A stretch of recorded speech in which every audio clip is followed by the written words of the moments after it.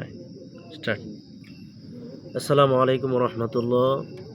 প্রিয় শিক্ষার্থীরা, বরাবরের মতো আমি তোমাদের সামনে হাজির হয়েছি আজকে নতুন একটা পয়েম নিয়ে। তো আমরা তো সকলেই জানি যে আমাদের বার্ষিক পরীক্ষা খুবই নিকটে। তো অন্য বিষয়গুলো যেমনই হোক, কবিতা নিয়ে সবাই খুবই চিন্তিত। এর কারণটা হলো যে পয়েমের যে ল্যাঙ্গুয়েজ, এটা তো আসলে আমাদের সাধারণ ল্যাঙ্গুয়েজ না। একটা হলো কমন পিপল ল্যাঙ্গুয়েজ, যেটা নাকি আমরা নিয়ে মুখে মুখে কথা বলি, যে ভাষাটা দিয়ে আমরা কথা বলি সেটার মতো কিন্তু আসলে পয়েমের ল্যাঙ্গুয়েজ না। তো যে কারণে এটা বুঝতে আমাদের সকলের খুবই কষ্ট হয়। তো এই জন্য আমরা আজকে নতুন একটা পয়েম নিয়ে আসছি যেন আমাদের শিক্ষার্থী বন্ধুদের জন্য পরীক্ষাটা খুবই সহজ হয়। তো আজকে যেই কবিতাটি বা যে পয়েমটি নিয়ে আমি আলোচনা করব সেটা হচ্ছে উইলিয়াম ওয়ার্ডসওয়ার্থের সবচেয়ে ফেমাস একটা পয়েম, সেটা হচ্ছে I wander lonely as a cloud. তো আমি সবাইকে পড়ে শোনাচ্ছি। I wander lonely as a cloud, আমি ঘুরে বেড়াই একাকী মেঘের মতো, that floats on high over vales and hill, যেটা নাকি উড়ে যায় পাহাড় এবং পর্বতের উপর দিয়ে। When all at once I saw a crowd, যখন আমি একটা ভিড় দেখি, হঠাৎ করে যখন আমি ভিড় দেখি, এ হোস্ট অফ গোল্ডেন ডেফোডেলস, একটা ডেফোডেল্টের গুচ্ছ কিংবা ক্রাউড বা জনবহুল ডেফোডেলকে আমি যখন দেখতে পাই।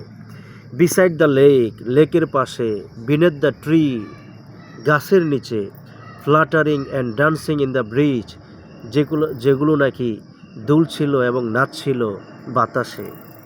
কন্টিনিউয়াস অ্যাজ দ্য স্টার, অনবরত তারকারাজির মতো, দ্যাট শাইন, যেটা নাকি আলোকিত করে, and twinkle on the milky way, এবং চকচক করে ছায়াপথে। They stretch in never ending line, তারা তাদের যে লাইনটা কখনোই তারা শেষ করে না। Along the margin of the bay, উপসাগরের কিনার ধরে। 10,000 saw I at a glance, এক দৃষ্টিতে আমি তাদেরকে 10,000 দেখেছি। টুশিং দেয়ার হেডস, তারা তাদের মাথাগুলোকে নাড়াচ্ছিল। ইন স্প্রাইটলি ডান্স, আনন্দে নৃত্যের সাথে। আসলে খুবই চমৎকার একটা পয়েম। আমি জানি না যে মানুষকে শুধু অর্থের জন্যই করে কিনা, এটা রাইম কোয়ালিটিও আসলে খুবই চমৎকার, এক্সেলেন্ট।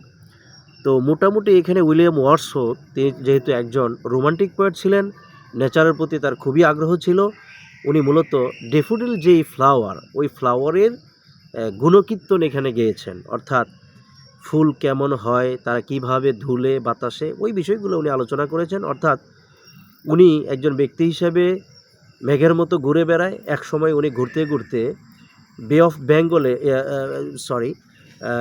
তিনি একজন মার্জিন অফ বের মার্জিন দিয়ে যখন উনি উঠছিলেন, তখন উনি একসাথে অনেকগুলো ডেফোডেল ফুলকে দেখেন, এবং ফুলগুলোকে দেখে তার মন ভালো হয়ে যায়, এবং তিনি ফুলগুলা যে আসলে কি করছে ওইটাকে পার্সনিফাই করেছে। অর্থাৎ ফুলগুলি আসলে, ফুলেরা তো কোনো ব্যক্তি না, কিন্তু তারপরে উনি ব্যক্তির মতো তাদেরকে সাজিয়েছেন। অর্থাৎ তার কাছে মনে হয়েছে ফুলগুলো যেন ডান্স করছে মানুষের মতো, ফুলগুলো যেন টুইঙ্কেল করছে, অর্থাৎ চকচক করছে, এরকম বিষয়গুলোর সাথে উনি কম্পেয়ার করেছে, যেটাকে আমরা পার্সনিফিকেশন বলি।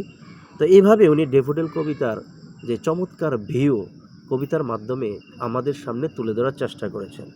আশা করি আমার শিক্ষার্থী বন্ধুরা কবিতাটিকে বুঝতে পেরেছি, এবং তাদের বার্ষিক পরীক্ষার ভালো ফলাফলের আশায় আমি আজকে এখানেই শেষ করছি।